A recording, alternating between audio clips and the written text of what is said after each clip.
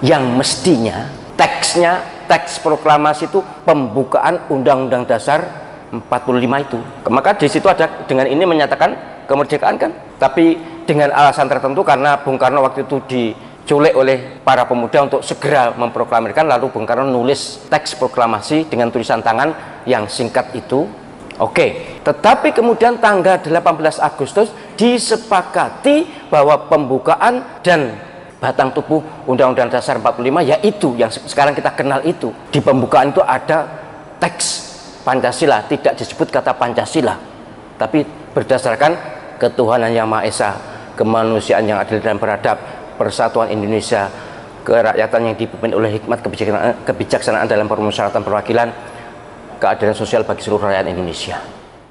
Saya berharap panjenengan yang sudah lama di sini lebih bersabar, karena akan ada pertanyaan-pertanyaan yang sebenarnya sudah saya jelaskan, tapi jelalah di YouTube tidak ada atau belum ada, atau pertanyaan-pertanyaan yang memang sengaja saya gunakan untuk mendidik generasi muda, terutama jika terkait dengan fikih politik. Saya akan lebih banyak bicara fikih politik karena eranya seperti ini dan kita harus terlibat dalam pembicaraan itu sehingga umat ini terdidik dengan baik dan benar. Jadi nanti ada pertanyaan-pertanyaan yang mungkin sederhana atau penjelasan sudah terbiasa, ya sabar saja ya.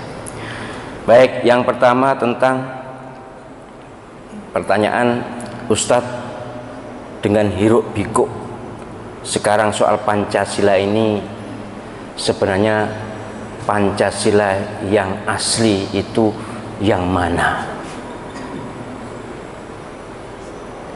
Bahkan sudah ditetapkan tanggal 1 tanggal kelahiran Pancasila. Sejujurnya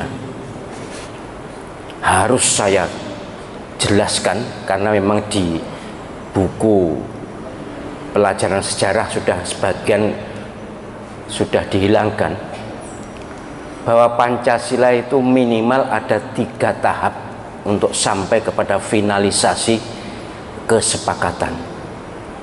Yang pertama tanggal 1 Juni ketika Bung Karno berpidato, dan lain-lain sebenarnya yang berpidato bukan Bung Karno saja, banyak yang berpidato mengusulkan dasar negara, tapi memang yang menyebut kata Pancasila itu Bung Karno. Kita tidak boleh memungkiri jasa Bung Karno, tidak boleh mengingkari kebesaran Bung Karno, tidak boleh mengalpakan ketokohan Bung Karno, tapi juga tidak boleh memuja-muja, tidak boleh mengkultuskan, tidak boleh menganggap Bung Karno segalanya. Bung Karno salah satu pejuang besar kemerdekaan ini, salah satu proklamator negeri ini. Setelah sebelumnya berpuluh tokoh berunding bersepakat juga berjuang untuk kemerdekaan ini, tanggal 1 Juni pidato tentang usul dasar negara. Bung Karno salah satu, kemudian menyebut Pancasila 5 dasar, yang pasti 1 Juni itu ketuhanan ditempatkan nomor 5 paling bawah, belum disetujui. Kemudian tanggal 22 Juni ada rapat lagi, ya namanya memang PPKI tapi bukan PKI loh ya, PPKI, Panitia Persiapan Kemerdekaan Indonesia. Itu umat Islam yang banyak berperan dalam perjuangan kemerdekaan, banyak ulama yang di situ, baik dari NU, dari Muhammadiyah dan dari yang lain-lain. Umat Islam ngotot mengusulkan bukan seperti tanggal 1 Juni, tapi nomor 1 adalah ketuhanan dengan kewajiban menjalankan syariat Islam bagi pemeluk-pemeluknya. Kemudian yang kedua, kemanusiaan yang adil dan beradab ketika dan seterusnya, persatuan Indonesia, dan sampai kelima itu. Yang jelas nomor 1 ketuhanan dengan kewajiban menjalankan syariat Islam bagi pemeluk-pemeluknya, yang kemudian dikenal sebagai Piagam Jakarta. Itu tanggal 22 Juni. Waktu saya SD hari kelahiran Pancasila itu tanggal 22 Juni. Diterangkan oleh guru saya. Dugaan saya guru saya itu juga militan Islam. Yang jelas bukan 1 Juni. Tanggal 22 Juni 5 dasar nomor 1 ketuhanan, tapi terusannya seperti tadi 7 kata itu disepakati, sungguh disepakati. Bung Karno termasuk yang menyepakati, entah ikhlas atau enggak ikhlas kita enggak tahu hati orang, tapi waktu itu disepakati, itu belum merdeka loh. Kemudian tanggal 17 Agustus proklamasi yang mestinya teks proklamasi itu pembukaan Undang-Undang Dasar 45 itu. Maka di situ ada dengan ini menyatakan kemerdekaan kan. Tapi dengan alasan tertentu, karena Bung Karno waktu itu diculik oleh para pemuda untuk segera memproklamirkan, lalu Bung Karno nulis teks proklamasi dengan tulisan tangan yang singkat itu. Oke. Tetapi kemudian tanggal 18 Agustus disepakati bahwa pembukaan dan batang tubuh Undang-Undang Dasar 45 yaitu yang sekarang kita kenal itu. Di pembukaan itu ada teks Pancasila, tidak disebut kata Pancasila, tapi berdasarkan ketuhanan yang Maha Esa, kemanusiaan yang adil dan beradab, persatuan Indonesia, kerakyatan yang dipimpin oleh hikmat kebijaksanaan dalam permusyawaratan perwakilan, keadilan sosial bagi seluruh rakyat Indonesia. Eksplisit, tekstual di pembukaan Undang-Undang Dasar 45 yang disepakati oleh seluruh bangsa Indonesia yang diwakili oleh anggota PPKI itu, termasuk Bung Karno, sepakat. Kemudian namanya Pancasila. Tanggal 18 sore itu disepakati bahwa dasar negara adalah Pancasila yang bunyinya itu, yang sekarang kita kenal sejak 72 tahun yang lalu, atau 75 tahun ya, 75 tahun yang lalu. Pancasila yang kalian hafal semua ini, itu yang disepakati. Bung Karno termasuk menyepakati, Bung Hatta menyepakati, tapi umat Islam sebenarnya keberatan. Pak Wahid Hasyim waktu itu saya tidak ikut rapat karena pulang ke Jombang. Mestinya yang akan disepakati kan tanggal 22 atau dasar negara Pancasila yang versi tanggal 22. Tapi sudahlah, umat Islam ngalah. Dihapuslah Piagam Jakarta itu, 7 kata-kata itu, lalu diganti dengan ketuhanan yang Maha Esa. Itu kalau versi saya, kehilangan kata-kata syariat, mendapatkan tauhid lebih besar. Mestinya begitu. Jadi ini secara filosofis lebih besar memetik ketuhanan yang Maha Esa.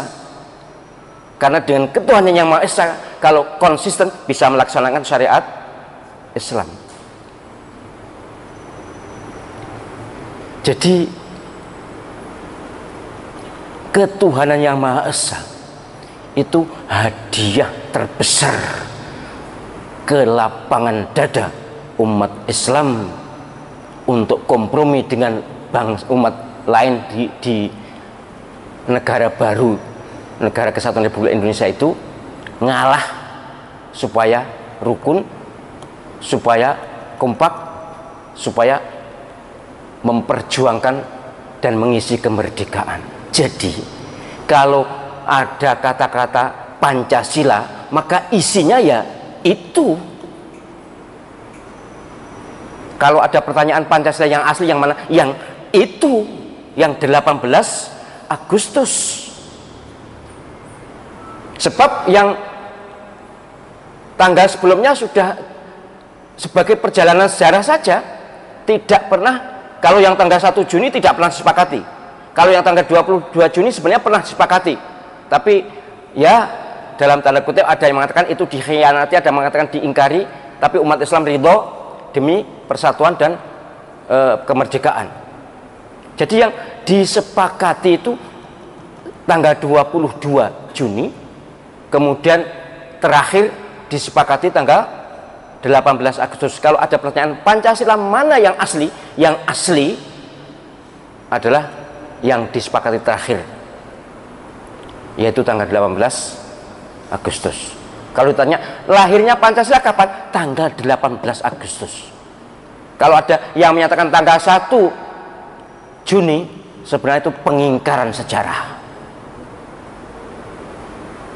Mestinya kalau sengaja adalah pidana, karena di tanggal 1 Juni ada Trisila, ada Ekasila. Trisila, Ekasila itu ada tanggal 1 Juni, Pancasilanya 1 Juni. Moga-moga nanti ada presiden berikutnya yang mencabut pernyataan bahwa hari lahir Pancasila 1 Juni, karena itu jelas tidak sesuai. Ketuhanannya bukan ketuhanan yang Maha Esa, juga bukan ketuhanan dengan kewajiban menjalankan syariat Islam bagi pemeluknya, tapi ketuhanan yang berbudaya atau yang berkebudayaan. Jelas jauh.